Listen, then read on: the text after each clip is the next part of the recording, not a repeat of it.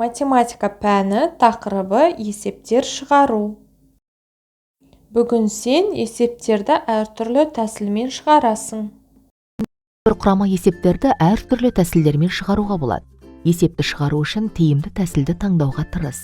Есептеудің тиімді тәсілдерінің бірі ретінде бірінші амалдан соң дөңгелек сан шығатын тәсілді қарастыруға болады. Қосындыдан санды үш түрлі тәсілмен азайтуға болады. Қосындының мәнін тауып, нәтижеден санды азайту. Бірінші қосылғыштан санды азайтып, оған екінші қосылғышты қосу. Екінші қосылғыштан санды азайтып, оған бірінші қосылғышты қосу. Кейбір жағдайда есепті шешудің бір ғана тәсілі болуы мүмкін. Ол есептің сандық мәндеріне байланысты. Бірінші есеп. Туристік саяхатқа 45 ер және 45 әйел қатысуы керек. Туристік лагерге түске дейін 46 адам, ал қалғандары түскі астан кейін келді. Туристік лагерге түскі астан кейін қанша адам келді? Есепті шығарамыз. 45 қосу 45, азайту 46 тең 90, азайту 46 тең 44 адам. Бұл есепті шығарудың басқа тәсілі жоқ. Саннан қосындыны үш түрлі тәсілмен азайтуға болады. Қосындының мәнін тауып, оны саннан азайту.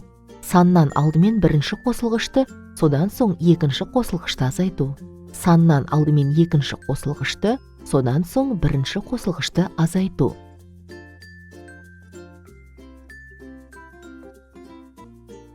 Екінші есеп. Вело жарысқа 92 адам қатысты. Мәре сызығына сағат 11-ге дейін 22 адам, сағат 12-ге дейін 24 адам келді. Ал қалғаны сағат 12-ден кейін келді. Мәре сызығына сағат 12-ден кейін қанша адам келді?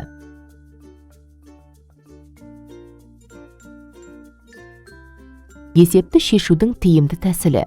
Алдымен саннан бірінші қосылғышты азайтып, нәтижеден екінші қосылғышты азайту керек.